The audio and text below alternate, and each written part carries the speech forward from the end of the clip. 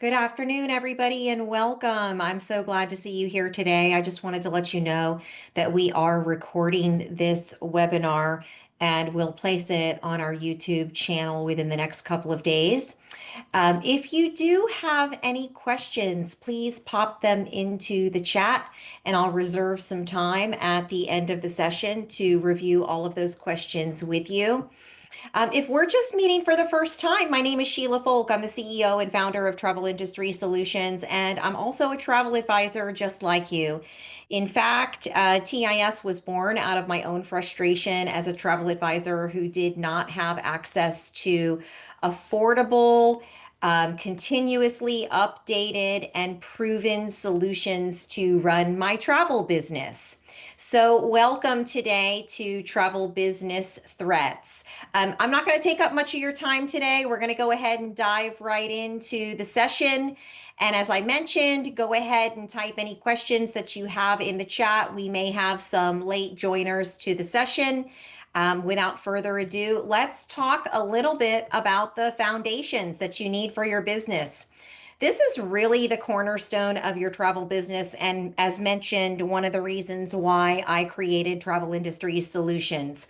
In fact, a few years into my business, I was hit with two chargebacks by personal friends. So don't think that personal friends and family will not initiate a chargeback against you or your customer or brings or against you or your supplier or bring suit against you.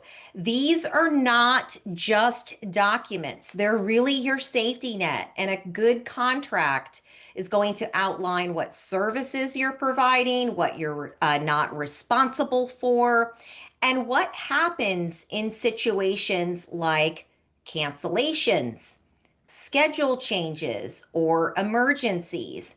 It also helps set professional boundaries and prevent those uncomfortable he said, she said scenarios.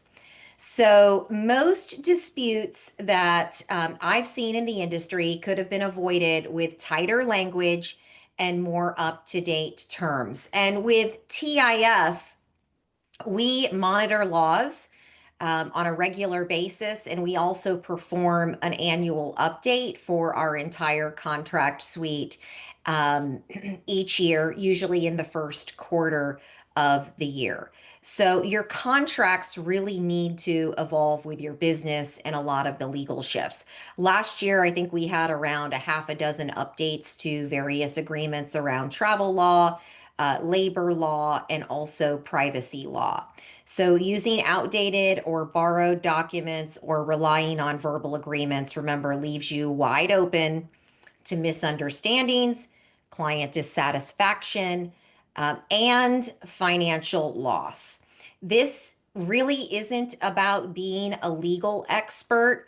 It's about being proactive and protected inside of your agency. Now, let's talk a little bit about licensing and compliance because we do get a lot of questions in TIS about seller of travel laws and how does this apply if I'm hosted, if I live in Florida, if my customers live in California.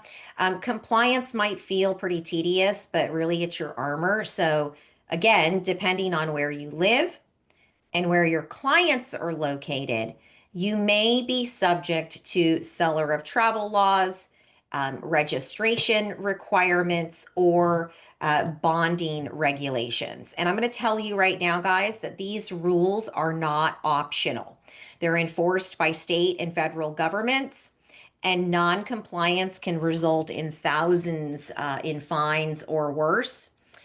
Even if you're hosted by another agency, you might still have registration or exemption obligations. For example, if you are a hosted advisor and your host agency has credentials in the state of Florida, you actually have to file an exemption form with the state of Florida. It's $50 a year. You just renew it every year online.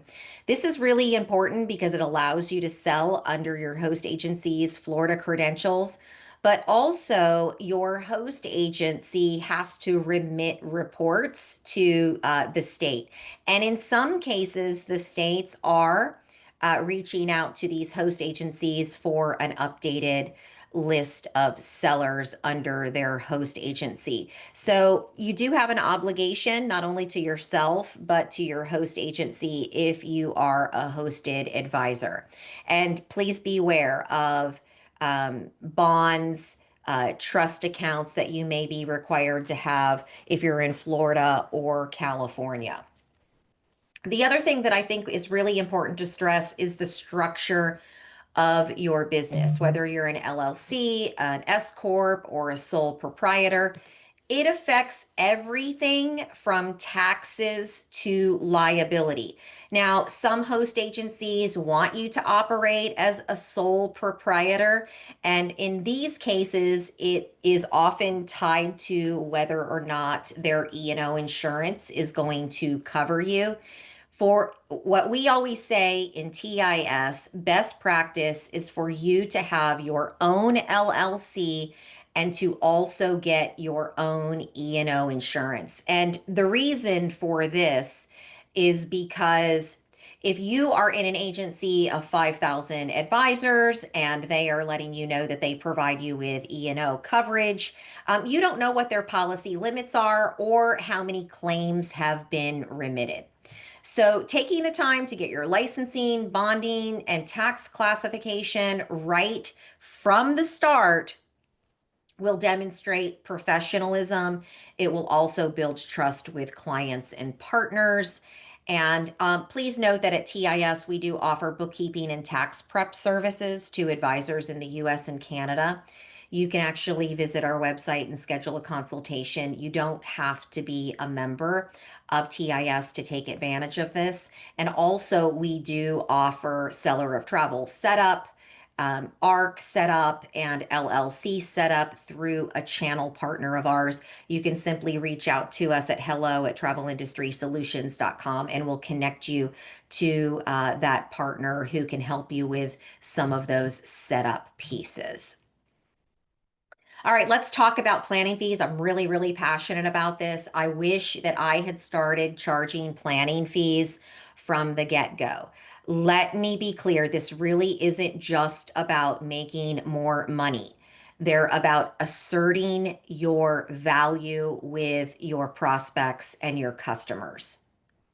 When clients don't pay up front, they're more likely to ghost you or take your ideas elsewhere. Charging a fee filters out tire kickers and it sets the tone that your time and expertise are valuable.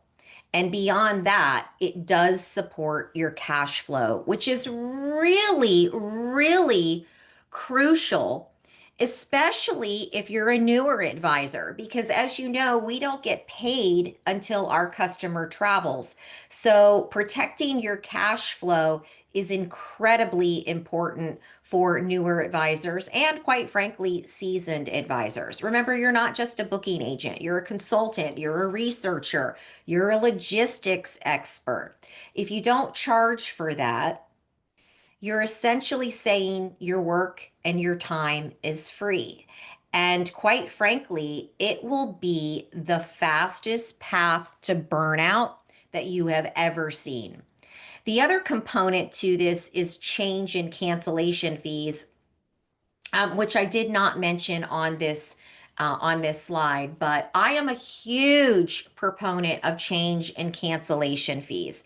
And I promise you that one day, if you haven't already experienced this, you're going to have that customer who ties you to their truck bumper, drags you through the mud, stomps on your hair, and kicks out your two front teeth. And you are going to wish that you had change and cancellation fees in place.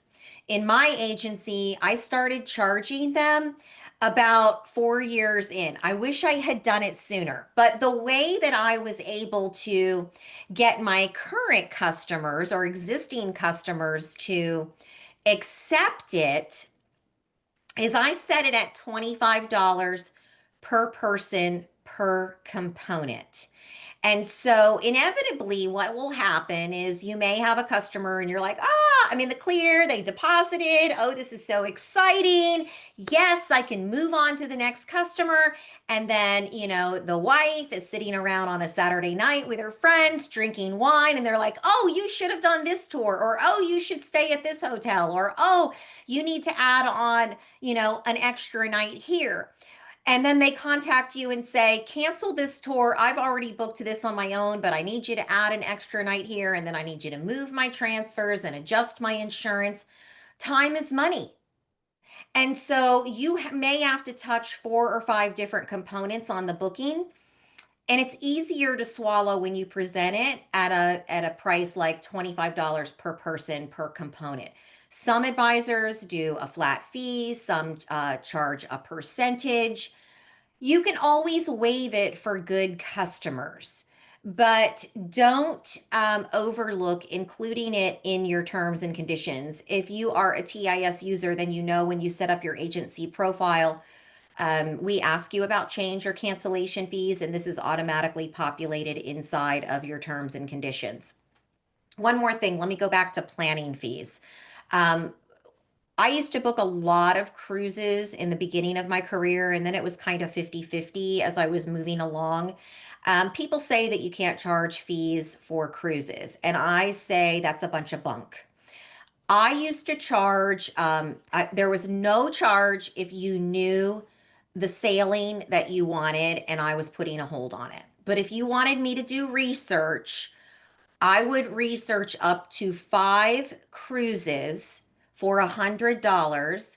And then I would give my clients like a 25 or a $50 shipboard credit right before sailing. And oftentimes through my consortia, I already had an amenity on that sailing, so I really wasn't coming out of pocket for that additional shipboard credit or perk, etc. So as you start thinking about planning fees and change fees, I want you to keep some of these things in mind that I just mentioned to you. All right, guys, this is a major killer. And I will tell you that the industry is only quietly talking about this. I just spoke at ASTA in 3 sessions. And right before ASTA, we launched the industry first fraud detection tool at pre-authorization, so at the credit card vault level. I also attended the PATH meetings prior to ASTA, which is the Professional Association of Travel Hosts. This is where host agency executives and suppliers come together to try to solve industry-wide problems. And the number one thing talked about at PATH and at ASTA was fraud. It's hitting us harder than ever, especially card not present fraud, which includes chargebacks from clients who deny authorizing a transaction. They don't just cost you money, they damage your relationship with suppliers and payment processors. Also, fraud from synthetic identities, so stolen cards. So start with secure payment processing and documentation. Always collect signed credit card authorization forms, and your authorization should be tied to your full terms and conditions. Never, ever, ever accept payments over text or email. Those channels are not secure, and you'll have no defense if the client disputes the charge. Equally as important as is the entire audit trail, and of course, now having the fraud score. If a booking seems rushed or unusually large, what I want you to do is slow down and verify. A few extra steps can actually protect you from a 5-figure loss. In fact, some of the host agencies now are looking at TIS as an enterprise solution because the losses are getting up into the hundreds of thousands of dollars each year by their advisors. So please pay attention to some of these early warning signals. Make sure that you're using best practices in collecting cards securely, that you have an audit trail, and that you have documentation in place, because suppliers are coming back to the agents to reimburse them for the full trip amount. Also, at ASTA, I was speaking with a small host agency president, and they just had a $60,000 fraud. And now the advisor is trying to figure out how she's going to pay that back to the supplier.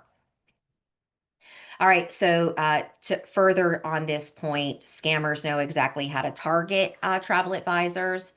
They will pose as clients with last minute group trips, luxury honeymoons, urgent international plans, airline tickets. Their emails may look super legitimate at first, but often a closer look will reveal bad grammar, suspicious payment methods, or pushy behavior. We've also seen a huge rise in fake DMCs, so destination management companies, and phishing attacks, emails pretending to be from suppliers or even clients. Here's an example. If I don't know if anyone on the call was at ASTA, but Kylie had done a webinar or a session at ASTA, and he was talking about how AI will allow people to profile you. So I could type in, "Hey, tell me more about Sheila Folk and where she's been lately." And so then it'll say, "Oh, Sheila attended the Astor River Cruise conference earlier this year." And then it will create you can prompt it for more. And let's say you want to prompt it to write Sheila a letter from Alma Waterways that says, "Hey, we know you were at the River Cruise Expo. Click here to enter for a free cruise." And then it looks like it came from Alma. You click on it, and now they've compromised all of your passwords and they've done a complete computer takeover. So be mindful when you're clicking through those supplier emails as well. Just remember, if something feels off, trust your gut, investigate, use a video call to verify the client, Google the company name, the address, double check the email domain. And if you do have ICs, train your team to do the same. So let me answer this question from Lane. How would we verify a card is not stolen, even if it's not a rush transaction and they e-sign your documents and provide pictures of their driver's license, passport, and picture of credit card? It could still be fraudulent info. Yes, that is the big thing that is happening in with the progression of artificial intelligence. So there are hundreds of unique identifiers behind the scenes that we actually check for. So let's say you have one of those customers come to you to book a trip, and you're using the TIS platform to execute your terms and conditions and to also collect their credit card securely through our vault.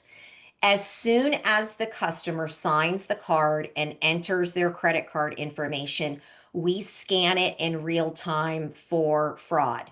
There's always some sort of an anomaly. So it could be geolocation. Maybe all the billing details match up. Maybe their identification shows, that it matches up. But it could be their geolocation, it could be their IP address, it could be buying patterns. There's hundreds of identifiers that we are scanning for behind the scenes to deliver a fraud score back to you. And then if the fraud score comes back low, then we give you suggestions on next steps before you ultimately decide, am I going to move forward with payment on this, or am I going to do a little more research, have a Zoom call, look up addresses, who lives at that address, etc. So there are steps that you can take to protect yourself the very best way. I hope that answers your question, Lane. Um, Again, using PCI compliant platforms with fraud screening, secure payment tools are your first and most important defense against fraud. And thankfully, we have a lot of these tools readily available to us. If you are an agency that collects money, if you're set up to collect money directly into your agency, look at platforms like Stripe or Square. Stripe can be configured with 3D Secure. In fact, overseas, 3D Secure is required. So if you're sending your client a payment link and invoice for them to pay, with 3D Secure, they're going to go through an additional layer of verification, like uploading their driver's license or their passport, taking digital images. And of course, they do have a fraud tool that runs in the back end. So you will be flagged. So this will reduce your exposure to some of the card not present fraud, which is really the bigger threats facing our industry. Now, with first party fraud, and what I mean by that is it's a known entity who initiates a chargeback, like what happened with me with my two friends who did chargebacks against my suppliers because they did not like the supplier's cancellation policies and they wanted to cancel real close into the trip. Having those signed terms and conditions with the audit trail, along with all of the written communication that you have in place, the back and forth with your customers, is really helpful in not only helping you to defend the chargeback, but if the chargeback is against your supplier, helping your supplier to defend the chargeback. At my ASTA session, I really talked about how policies and communication really intersect. And so inside of TIS, as part of like our gold and platinum plans, you have all of the email workflows you need that also protect you. So there's a specific cadence that we have set. There's specific language in there. Look, I built an $8 million agency in 2 years with two people using very succinct workflows. I didn't have 300 of them, but they were very succinct. They were timed out accordingly. I perfected them over the years by listening to the industry, listening to some of our board of advisors who are also travel agents, and also listening to my customers. I talked a little bit about this when a client disputes a charge, what's going to protect you. So it's not memory, it's not just the email, it's all of the documentation pulled together. So those signed forms, those clear disclaimers and agreements, all of that creates the paper trail that proves the client approved the transaction. Also, e-signature tools like TIS, we have built-in e-signature, or your CRM, like if you're using um, Travel Joy, they have a public-facing audit trail. Travify also has one that shows timestamp, delivery, signature. I prefer a wet ink signature. I still think that that is better for you than just clicking a box or even click wrap. And I can tell you that the other lawyers in the space also agree with what we preach to the industry as well. Don't forget disclaimers like a notice that travel insurance was declined or accepted. These types of things help resolve issues before they escalate. And I know that these tools may seem like overkill until the day that you get hit with a chargeback or a fraudulent charge. then these things become priceless. You know, we all get into the industry because it sounds like it's going to be so fun. Oh my God, I love to travel. I love booking my own travel. I book for my friends. Nobody tells you how risky this business really is. What we can say, what we can't say, what we need to do to protect our butts, what we need to do to also help protect our supplier partners and the entire ecosystem. So please do not forget that. I just want to throw out a few things. According to the FTC, fraud in the travel space has surged, especially scams involving gift cards, virtual cards, identity theft, fake agent impersonations. Social media has made it easier for scammers to copy your branding or pose as legitimate clients. If you deal in high value bookings like luxury trips, groups, or honeymoons, you're at a higher risk. Please stay vigilant, protect your brand assets online, and educate your clients about how you operate so they don't fall for imposters.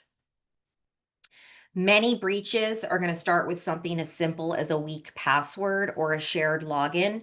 So, if your systems are outdated, unsecured, or accessible to anyone with a link, you're a prime target. Always use strong passwords stored in a password manager like a LastPass.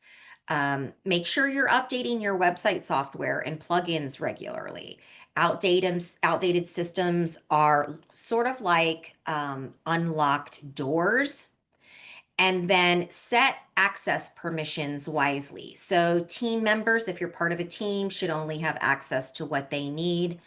All of these small changes can make a big difference. And please also do not overlook putting in place cyber insurance.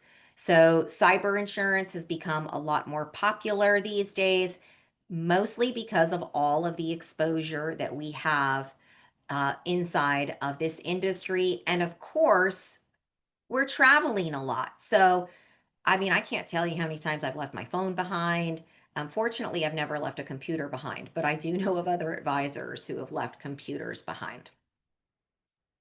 All right.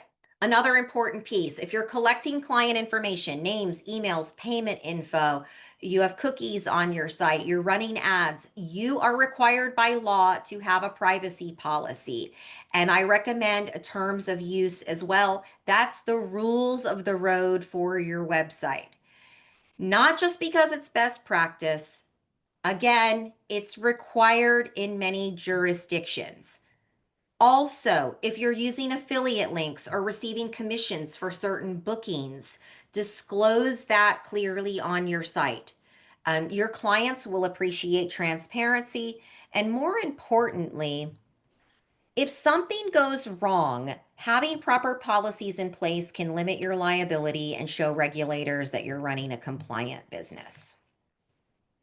All right, people problems. There's always, always people problems, especially if you're looking to grow your agency. So, whether you have employees or you have independent contractors, remember your team is an extension of your brand. If they mess up a booking or miss a critical detail, the fallout lands on your desk, including the fraud. If you are a host agency, and when I say host, if you have one IC or more, you are a host agency, the fraud will come back to you because it's your credentials. So, lack of training will lead to service gaps, unintentional liability. You also need to guard against internal theft. Yes, theft from your ICs. I can tell you, I just have had 3 fraud alerts from people attempting to use stolen cards to buy TIS, travel advisors. Yes. So regularly, audit, have clear booking procedures and background checks. They're not optional. Big host agencies are having massive, massive problems with fraudsters trying to become ICs to gain access to booking systems and run fraudulent transactions. You really need to know who you're trusting. It's getting bigger and bigger and bigger. Also, let's talk about ethics. It's not just about avoiding fraud, it's really about showing up with integrity every day. So, overpromising, hiding fees, bending the truth in your marketing might win short term business, but it will destroy long term trust. So, transparency with your clients and your team is what will build loyalty. If you make a mistake, own it. Just say, you know what? I made a mistake. Let me tell you how I'm going to rectify it. If a supplier messes up, advocate for your client, but stay respectful. So your ethics will define your brand as much as your marketing does. Here's another thing in today's digital world, one bad review can overshadow dozens of great ones. Don't panic, but don't ignore it either. Respond quickly and professionally, even if you're frustrated, or step away for 24 hours. Acknowledge the client's concern, explain the facts, and offer a solution if it's appropriate. And always document your communications and agreements so that you have the receipts if the review doesn't match reality, guys. How you handle negative feedback can earn you more respect than never receiving it at all. All right, travel safety communication. Clients rely on you for more than bookings, they rely on you for information. Make it a standard part of your process to send links to travel advisories, insurance options, and destination specific tips. It's not about fear, it's about equipping your clients to make informed choices on their own. You give them the resources to investigate so they can make a choice on their own. If something goes wrong, and you didn't provide the information, they may point the finger at you. Set expectations, provide resources, and encourage them to take responsibility for their travel decisions.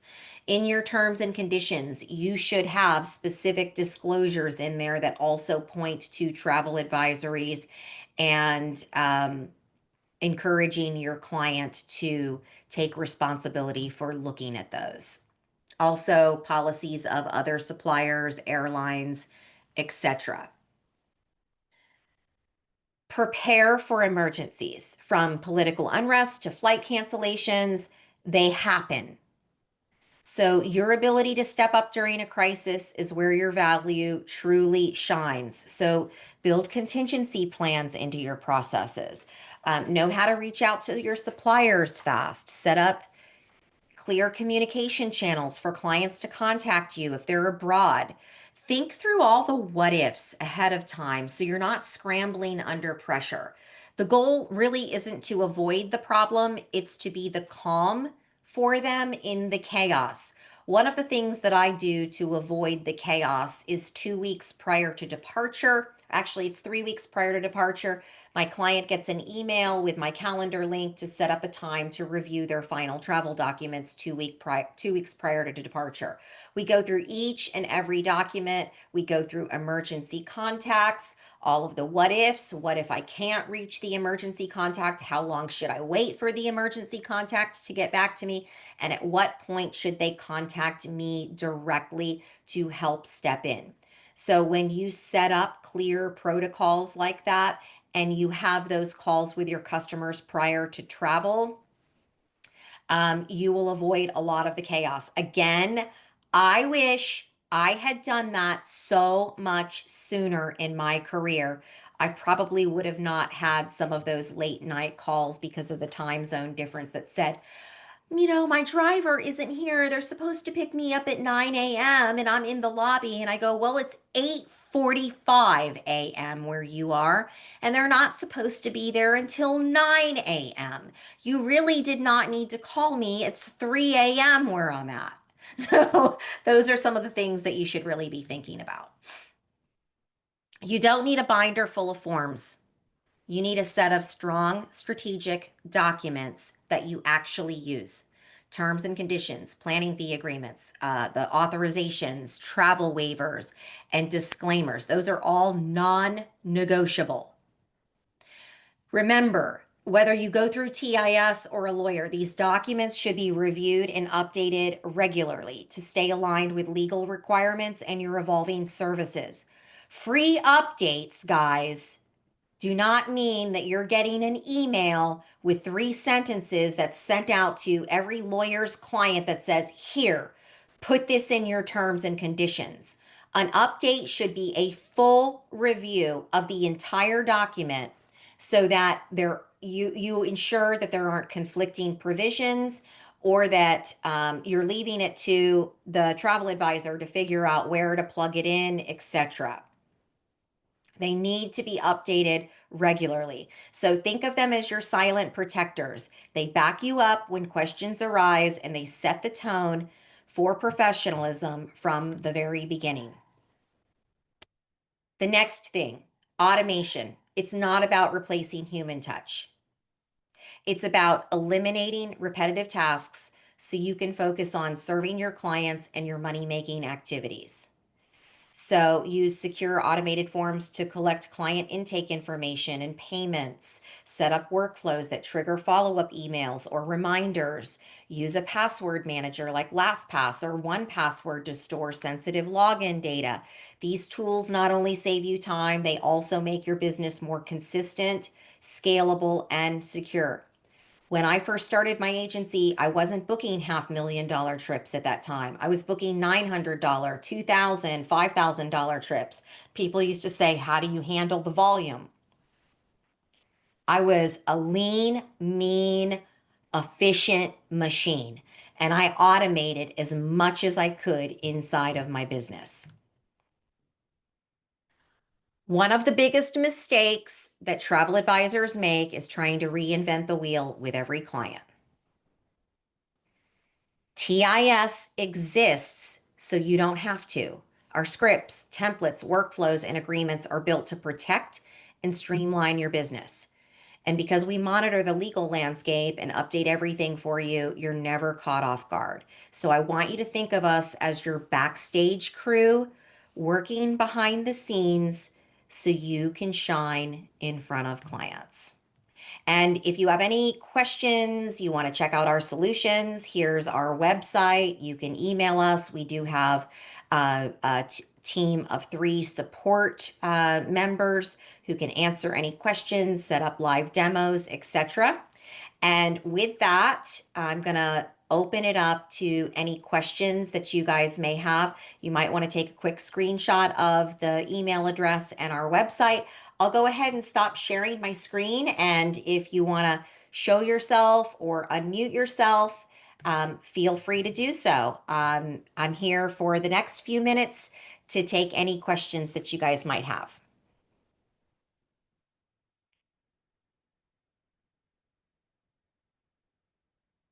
Okay.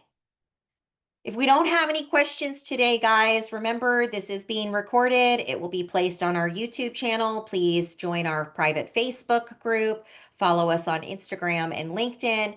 And of course, you can use the live chat feature at the bottom of our website to send in any questions that you may have for our team. Thank you so much for joining us today. I hope you have an amazing rest of your week. Take care.